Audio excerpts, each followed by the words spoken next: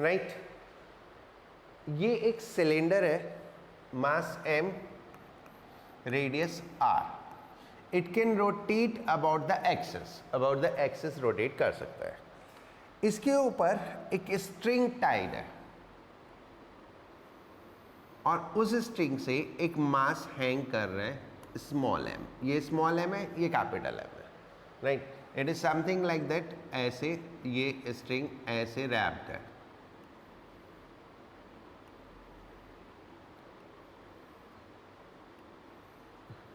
अगर exactly situation को समझना है तो कुछ इस तरह से समझो कि एक चरखी, जैसे वो पतंग उड़ाते हैं ना, वो चरखी होती है, उसमें ऐसे बहुत सारा मांझा लिपटा हुआ है। वो चरखी आपने ऐसे हाथ में पकड़ी हुई है और पतंग की जगह एक पत्थर बांध दिया, और पत्थर बांध के जब हम उसको नीचे छोड़ेंगे तो क्या होगा?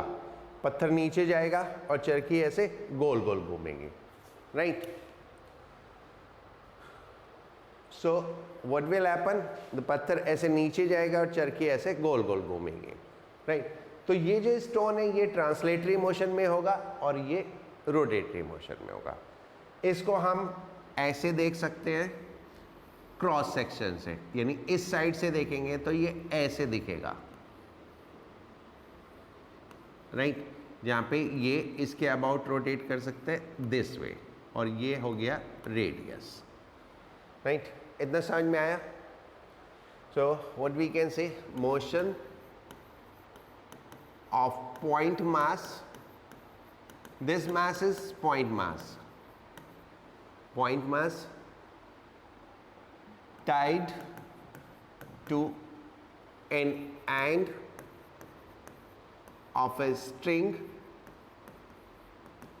wound over a cylinder,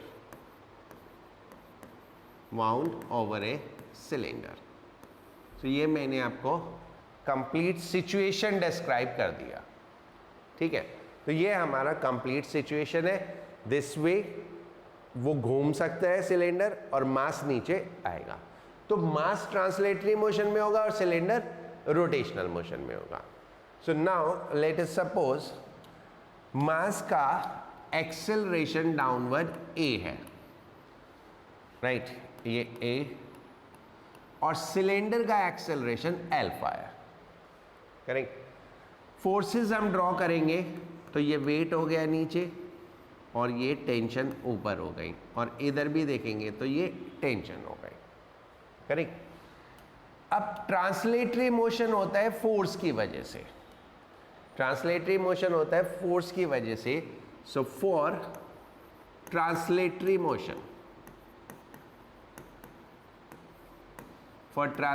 motion, F is equal to ma. Now net force is how much? mg. net force, net acceleration नीचे है तो नीचे mg और t उसके अपोजिट, तो net force कितनी हो गई? mg minus t, and the net force is mass into acceleration. ये हमारी इक्वेशन 1 हो गई।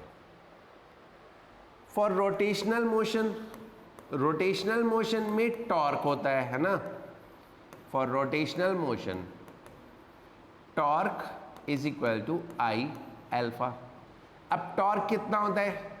टॉर्क होता है फोर्स इनटू परपेंडिकुलर डिस्टेंस। तो सिलेंडर के ऊपर टॉर्क लगेगा, पॉइंट मास का तो घूम ही नहीं रहा, तो उसका टॉर्क से कोई लेना देना नहीं है। तो टॉर्क से किसका लेना देना है? सिलेंडर का। तो सिलेंडर के ऊपर जो ओनली फोर्स लग रही है वो कौन सी लग रही है? टेंशन। और टेंशन का डिस्टेंस कितना है? आर। तो टॉर्क कितना हो गया? टॉर्क कितना हो गया? T into are. सिलेंडर के लिए मोमेंट ऑफ इनर्शिया कितना हो जाएगा? सिलेंडर बाय डिफॉल्ट जब हम सिंपल सिलेंडर बोलते हैं तो सॉलिड सिलेंडर होता है। सॉलिड सिलेंडर का मोमेंट ऑफ इनर्शिया हो गया mr square, correct. And alpha, alpha we know a by r, because a is equal to क्या होता है? R alpha. तो अल्फा हो गया a बाई आर। एक आर, दूसरा आर, तो टेंशन कितनी हो गई? m a by 2। ये ध्यान रखना मास का, ये स्मॉल एम है, ये कैपिटल एम है, दिस इज सेकेंड। अब ये वैल्यू इसमें डाल देते हैं,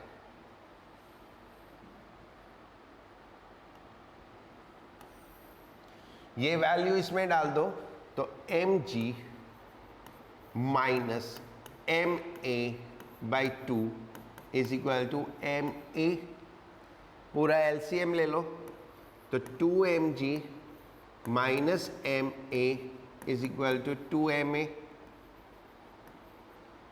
इसको इधर ले जाओ तो a is equal to m plus 2m is equal to 2mg, तो एक्सेलरेशन आ गया 2mg upon m plus 2m।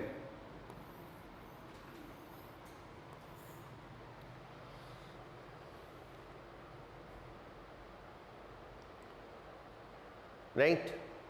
So this is what we get the acceleration of the point mass in this case.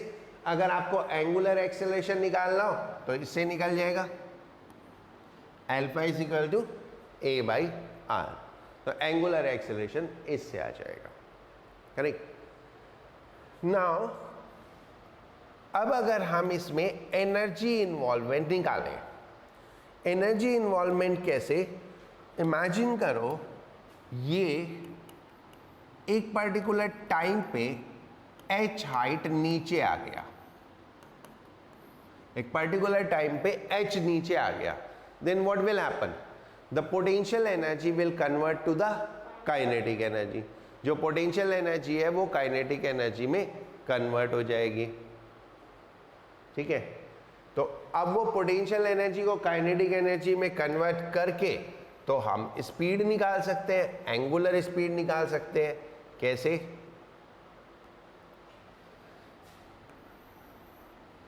By energy conservation.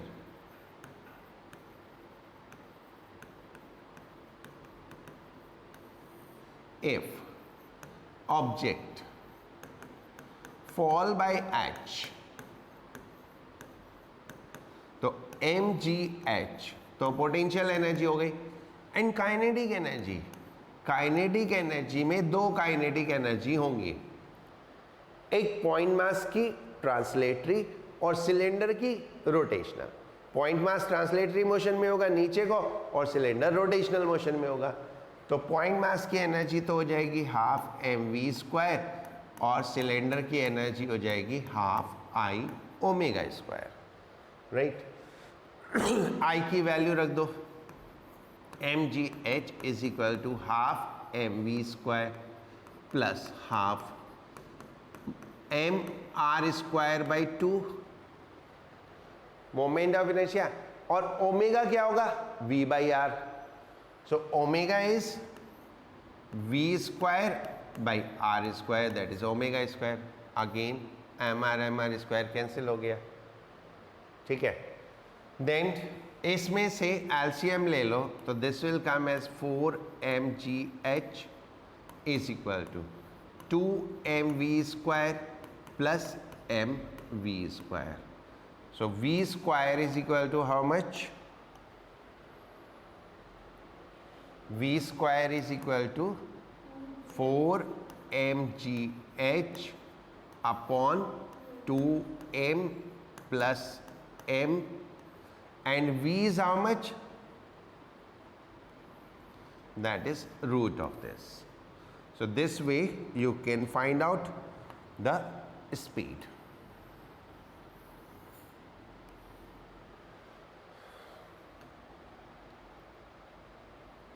Motion.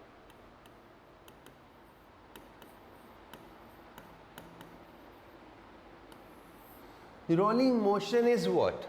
हम almost daily अपनी daily life में देखते हैं, जैसे आप एक बॉल को ऐसे थ्रो कर दो ऐसे, तो घूमते हुए आगे जाती है, तो एक ऑब्जेक्ट जब आगे जा रहा हो और अपनी एक्सिस पे घूम रहा हो तो उसको हम रोलिंग मोशन बोलते हैं। So what is in the rolling motion, in the rolling motion object rotate about its axis while in translatory motion. While in translatory motion, वो ट्रांसलेटरी मोशन में है बट अपनी एक्सिस के अबाउट रोटेट कर रहे हैं. लाइक ये ऐसे, ये आगे तो जा ही रहा है और ऐसे भी रिवॉल्व कर रहा है. से आगे v वेलोसिटी से जा रहा है और रोटेट ओमेगा वेलोसिटी से कर रहा है. सो this is called the rolling motion. इसको हम रोलिंग मोशन बोलते हैं. करेक्ट. अब rolling motion is a combination of translatory and rotational motion. It's a combination of translatory motion and rotational motion. तो पहले हम दोनों मोशन को अलग अलग देखते हैं क्या होगा और फिर उनको कंबाइन करेंगे. पहले दोनों मोशन को अलग अलग देखेंगे क्या हो रहा है, कैसे हो रहा है, और फिर उनको कंबाइन करेंगे. ठीक है. तो पहले हम यहाँ पे एक ट्रांसलेटरी मोशन देखते हैं एक बॉडी का.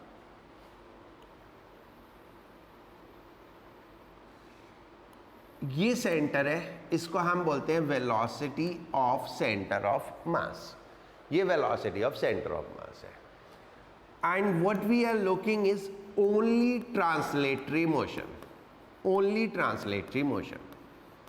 अगर सिर्फ ट्रांसलेटरी मोशन है तो बॉडी का हर एक पार्टिकल सेम स्पीड से आगे जाएगा. बॉडी का हर एक पार्टिकल सेम स्पीड से ज्यादा आगे जाएगा. Is it true? राइट. तो ये तो हो गया translatory motion. And obviously acceleration भी हर एक पार्टिकल का सेम होगा एंड उसी डायरेक्शन में होगा जिस डायरेक्शन में बॉडी एक्सिलरेट हो रही है. अब अगर हम खाली रोटेशनल मोशन देखें, सिर्फ rotational motion, so in this the body is rotating like this. ऐसे रोटेट कर रही है ओमेगा वेलोसिटी से. तो अंदर कोई भी एक पार्टिकल ले तो वो ऐसे सर्कल में रोटेट करेगा. मान लो बॉडी का रेडियस r है और ये पार्टिकल का रेडियस स्मॉल r1 ले लो और ये पार्टिकल है p. राइट. कोई और पार्टिकल लेंगे तो वो भी ऐसे रोटेट कर रहा होगा. Let's say this particle is q and this radius is r2.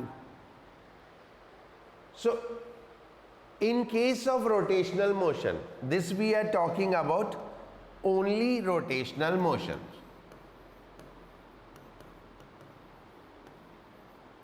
सिर्फ और सिर्फ रोटेशनल मोशन. ठीक है. ये सिर्फ ट्रांसलेटरी मोशन था, ये सिर्फ रोटेशनल मोशन है. So what will happen in rotational motion, हर एक पार्टिकल की एंगुलर वेलोसिटी तो ओमेगा ही होगी, लेकिन जो लीनियर वेलोसिटी होगी वो हर एक पार्टिकल की अलग अलग होगी. Say this one is v1 and this one is v2. Now v1 will be what? r1 omega and v2 is equal to r2 omega. Right.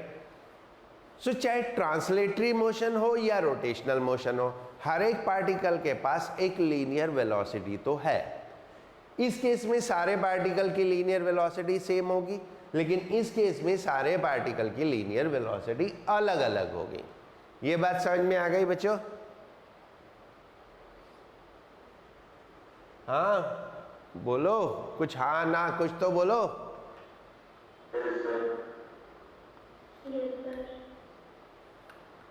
Aditya, समृद्धि, जिया, चैतन्य.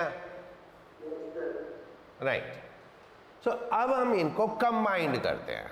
इसको मैं थोड़ा छोटा कर दे रहा हूं सो दैट ये दिखता रहे. नोट करने की तो जरूरत है नहीं, बट तुमने करना है तो कर लो. नाउ अब हम देखते हैं combined translatory and rotatory motion. That is rolling motion. So this is our body in rolling motion. That is rolling motion. अब रोलिंग मोशन में दोनों ही मोशन है, यानी पार्टिकल आगे भी जाएगा और घूमेगा भी। Late us suppose the radius of body is r and एक पार्टिकल है जो ऐसे सर्कल में घूम रहा है, एक पार्टिकल है जो इस तरह से सर्कल में घूम रहा है एंड लेट्स से इस सर्कल का रेडियस r है और यहाँ पे हम कोई पार्टिकल चूज करते हैं p, ठीक है। Now let us suppose velocity of centre of mass is vcm, तो इसके पास भी एक वेलोसिटी होगी आगे की तरफ, कितना, vcm, बिकॉज ट्रांसलेटरी मोशन है तो हर एक पार्टिकल की सेम वेलोसिटी होगी। Is it clear? लेकिन क्योंकि अभी ये रोटेट भी कर रहा है, अभी ये रोटेट भी कर रहा है ओमेगा वेलोसिटी से, तो because of rotation we will have one more velocity that is vr, इसको वेक्टर फॉर्म में लिख दो। So vr will be how much, vr is how much, r omega, correct. तो हर एक पार्टिकल के पास दो वेलोसिटीज होंगी, ठीक है। By the geometry we can find out the angle between them, वो हमको पता चल जाएगा इनके बीच का angle. So what will be the velocity of particle, what will be the velocity of particle,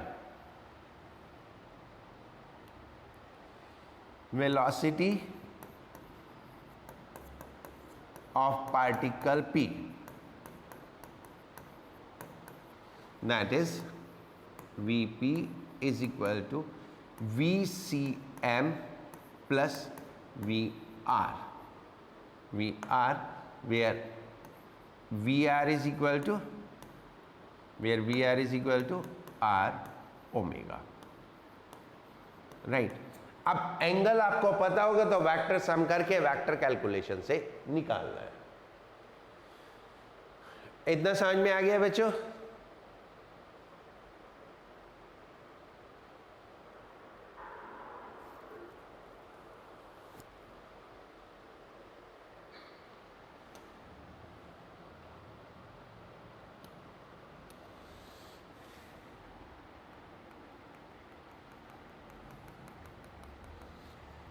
अब ये A पॉइंट है और ये B पॉइंट है। अब शुरू होता है हमारा, ये तो जनरल डिस्क्रिप्शन था। नाउ अब बाकी का देखो, eight highest point, eight highest point कौन सा, A। अब हाईएस्ट पॉइंट पे अगर मैं वेलोसिटी मार्क करूं तो क्या होगी, ये तो हो गई, दूसरे कलर से करते हैं, ये तो हो गई velocity of centre of mass, right, और ये हो गई velocity of rotation, velocity because of rotation, ठीक है। और ये दोनों सेम डायरेक्शन में होगी, ठीक है। So at highest point both VCM and VR are in same direction,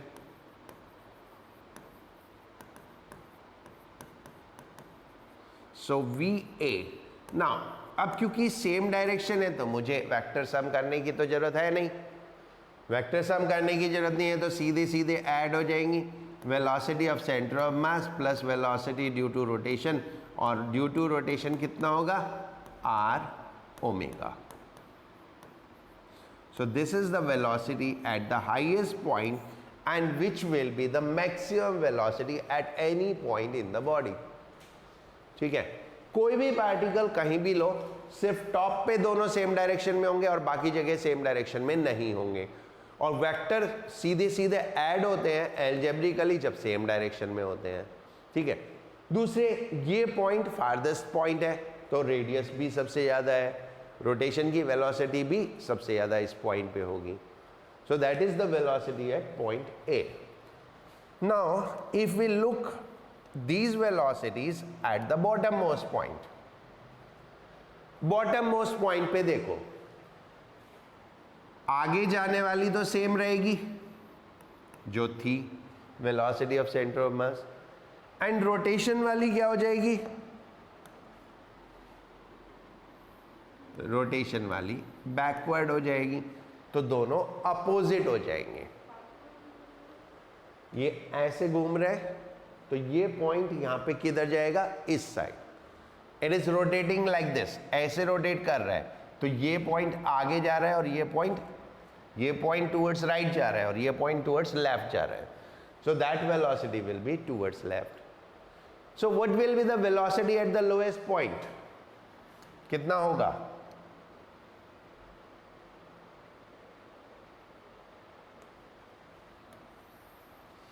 velocity at lowest point,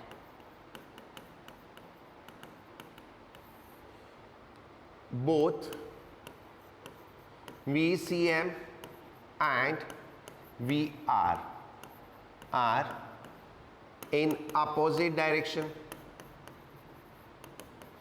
दोनों opposite direction में हैं। So velocity at point B is VCM minus R omega. So that will be, और ये minimum velocity होगी किसी भी point की, क्योंकि सिर्फ नीचे वाले पॉइंट पे दोनों अपोजिट होंगे। So that is velocity of different particle in rolling motion. What we have studied right now, velocity of different particle in rolling motion. Correct, इतना समझ में आ गया?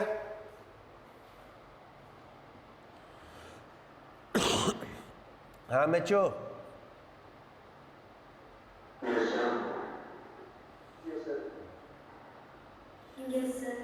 स्पर्श तेरी आवाज नहीं सुनाई देती, समझ में आ रहा है कुछ? गुड, ठीक है। ये सब नोट हो गया, कुछ आपको नोट करना है तो बता दो।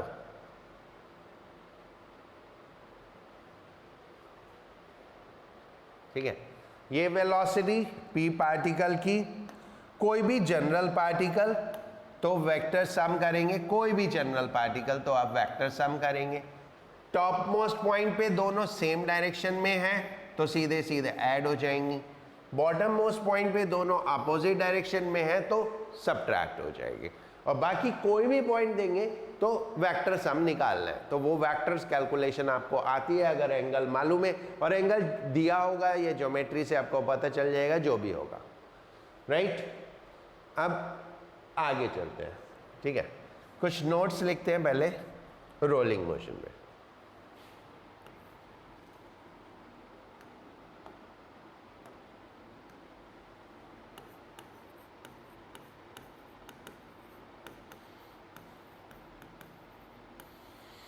First, every particle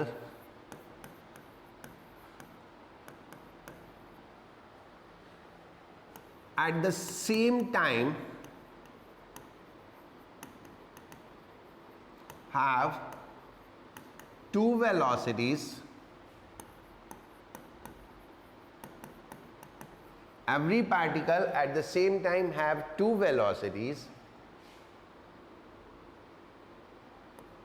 One due to translatory motion,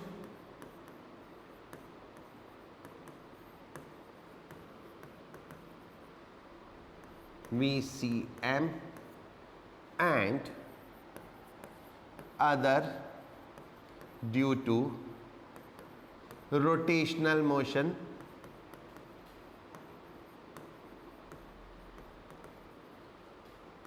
VR is equal to R omega. VR is equal to R omega, right.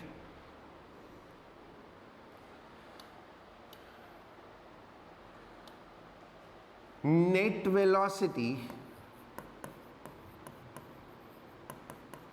is vector sum of both,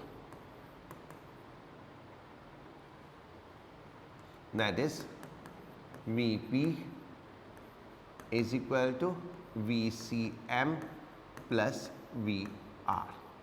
So that is one thing. अब जो velocity के लिए true है, the same is true for acceleration also, right.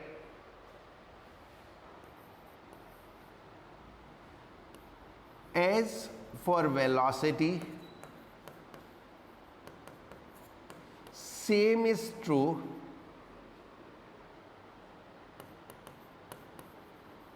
for acceleration.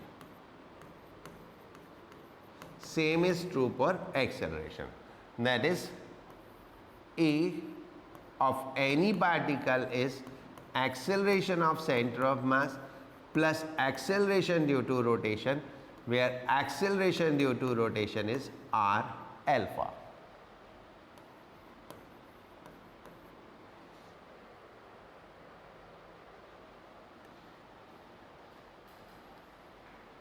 Right.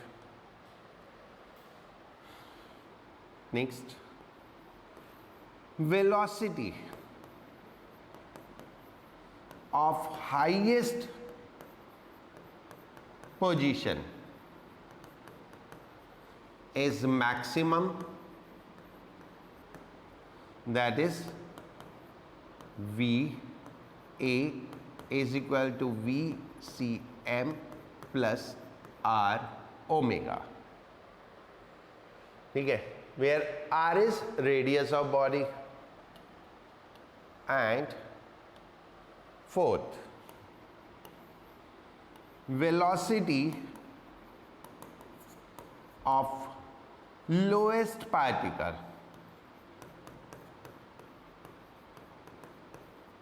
that is in contact of ground.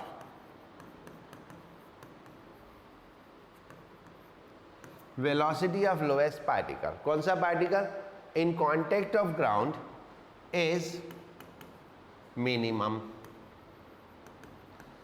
and this will be given as difference of the two.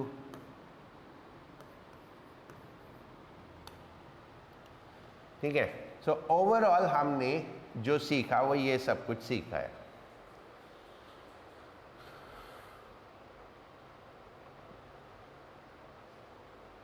ठीक है, now अगर combined translatory and rotational motion है तो energy in rolling motion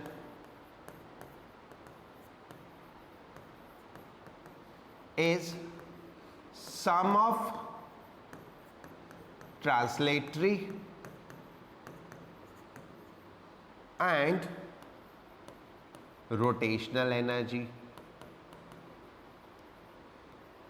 जो translatory और rotational energy है उनका sum, so that is kinetic energy will be half mv square plus half I omega square, दोनों का सम आएगा। एंड आई होप सो इतना आपको समझ में आ गया होगा। क्यों बच्चों?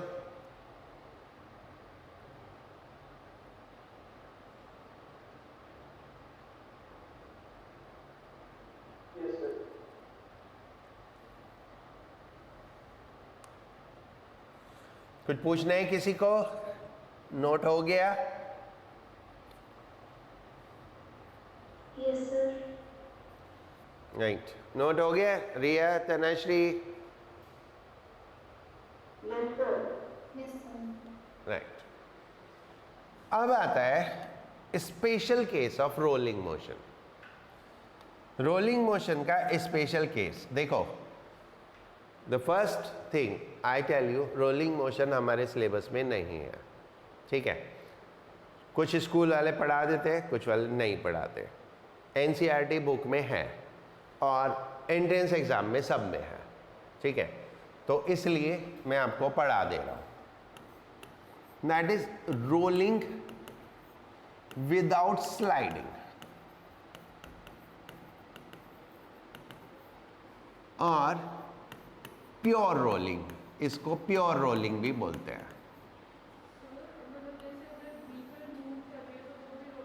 हाँ, व्हीकल है, उसका जो व्हील है वो रोलिंग मोशन में होता है। रोलिंग विदाउट स्लाइडिंग और pure rolling. In rolling without sliding, in rolling without sliding,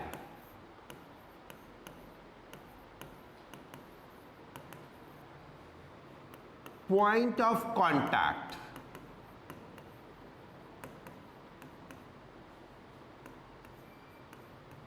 does not slide. The point of contact does not slide, which is possible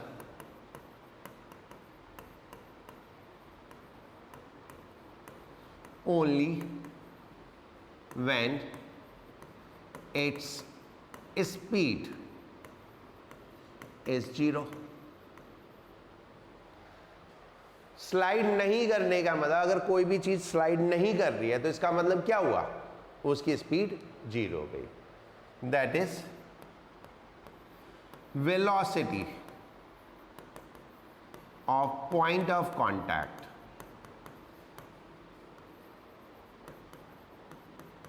is equal to 0। अब point of contact की velocity क्या थी वो हमने दोबारा बना देता हूँ। ये हमारा ऑब्जेक्ट है, ओमेगा वेलोसिटी से और सेंटर ऑफ मास की वेलोसिटी से जा रहा था, तो ये हुआ पॉइंट ऑफ कांटेक्ट। इस पॉइंट पे जो velocity of centre of mass है वो फॉरवर्ड है और जो रोटेशन की वेलोसिटी है दैट इज आर ओमेगा, वो बैकवर्ड है। सो क्या आएगा, that is velocity of centre of mass minus r omega is equal to 0 और velocity of centre of mass equals r omega. This is condition of rolling without sliding. This is condition of rolling without sliding. यानी जब भी rolling without sliding होगा हम VCM is equal to r omega लगा देंगे। Body तो आगे move कर रही है but the point in contact is not sliding. Body तो आगे जा रही है बट जैसे ही मान लो ये पार्टिकल है, मान लो ये कोई पार्टिकल है, ऐसे लो, यहां से शुरू करो। जब ये पार्टिकल यहां पे है इसकी वेलोसिटी मैक्सिमम है, ये नीचे जाता जा रहा है तो इसकी वेलोसिटी कम होती जाएगी। यहाँ पे कम होते होते होते होते इस पॉइंट पे 0 हो गई और फिर ये जब ऊपर जाएगा फिर बढ़नी शुरू हो जाएगी। तो ये point at this point just क्या है, यहाँ पे आके 0 हुई और फिर ये ऊपर चल दिया। So it is not like that 0 हो गई तो वो रुक गया, उस इंस्टेंस पे रुका हुआ है एंड वो फिर उसके बाद वो ऐसे घूम रहा है क्योंकि बाकी सारे पार्टिकल मूव कर रहे हैं एंड ये सब पार्टिकल्स बाउंड है। Okay, so this is what the condition we get, what velocity of center of mass should be equal to r omega, where r is radius of body and omega is angular velocity of body. अगर ये condition match नहीं होती है तो rolling without sliding नहीं होगी। So for rolling without sliding हमारे पास एक तो ये आ गया, ठीक है, दूसरा आ जाएगा also for pure rolling. Pure rolling मैं लिखूं या रोलिंग विदाउट स्लाइडिंग लिखूं, एक ही बात है। Acceleration of centre of mass is equal to r alpha.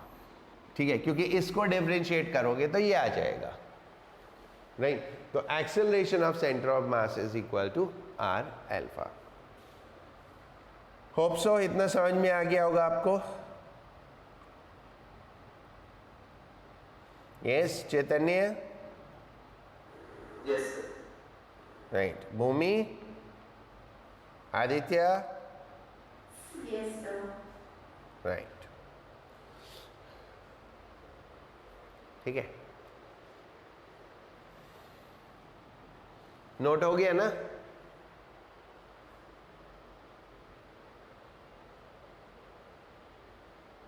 Yes sir.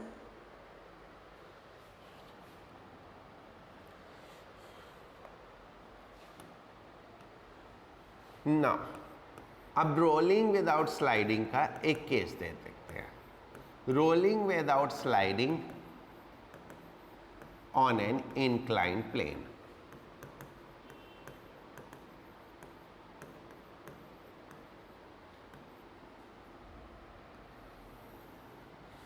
एक कोई इंक्लाइन प्लेन है, ये है एक रफ इंक्लाइन, रफ इंक्लाइन। इस पे एक बॉडी रोलिंग मोशन में है, ये अल्फा एक्सेलरेशन से रोटेट कर रही है और ए एक्सेलरेशन से नीचे जा रही है। This angle is theta. अब इसमें जो फोर्स लगेगी नीचे की तरफ, वो वेट का एक कंपोनेंट होगा। कौन सा कंपोनेंट? mg sin theta. और जो ऊपर को लगेगी वो फ्रिक्शन होगा। ठीक है, अब रोलिंग मोशन है तो दोनों मोशन है, ट्रांसलेटरी मोशन भी है और रोटेशनल मोशन भी है। अब ट्रांसलेटरी मोशन को हम कैसे कैलकुलेट करते हैं? That is by the force. ठीक है, so for translatory motion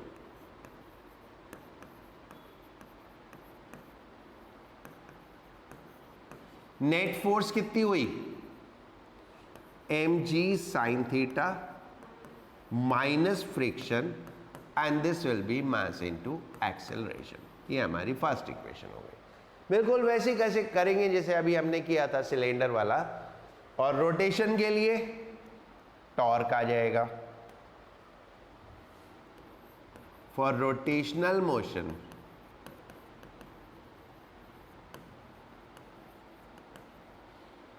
tau is equal to I alpha, torque is equal to I alpha.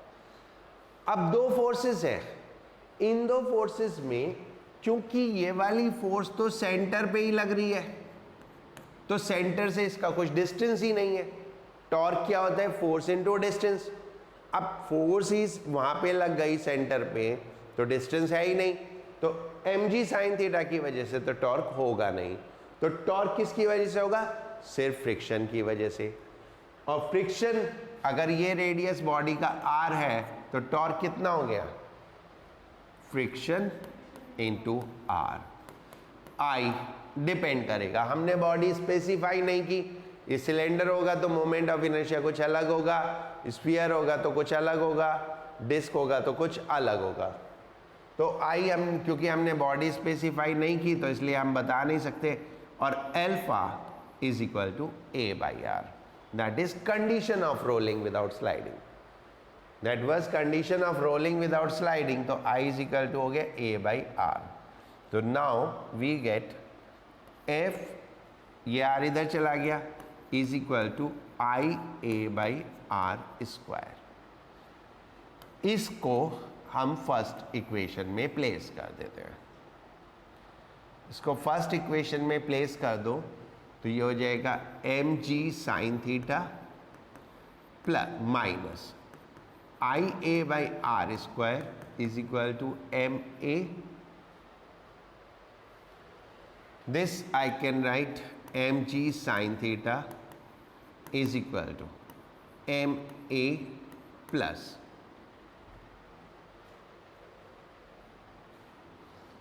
M I upon M R square into A. मैंने इसमें आई और आर स्क्वायर में ऊपर नीचे M से multiply कर दिया सो दैट सब तरफ से एम कैंसिल हो जाए। तो ये हमारा एम कैंसिल हो जाएगा, राइट। एंड इसमें हम ए कॉमन ले लेंगे, तो ये हो गया G sine theta is equal to A common लिया तो 1 plus I by M R square, and accordingly we get a formula A is equal to G sine theta upon 1 plus I by M R square.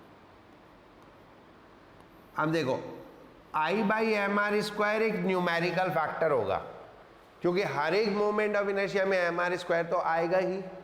तो अगर suppose sphere है तो आई by M R square 2/5 हो जाएगा, cylinder है तो 1/2 हो जाएगा, रिंग है तो 1 हो जाएगा। तो अकॉर्डिंगली ए की वैल्यू डिपेंड करेगी किस पे, कि ये मोमेंट ऑफ इनर्शिया कितना है, यानी टाइप ऑफ बॉडी क्या है।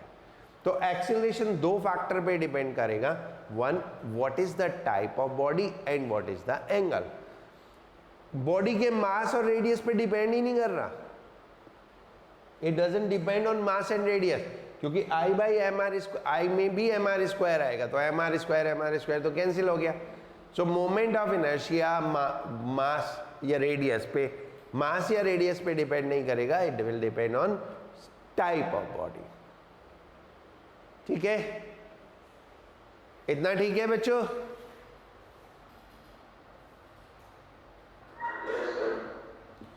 कुछ पूछना है? नहीं। अब बॉटम पे पहुंच के वेलोसिटी क्या होगी? बॉटम पे पहुंचेगा, ये सपोज जब बॉटम पे पहुंच गया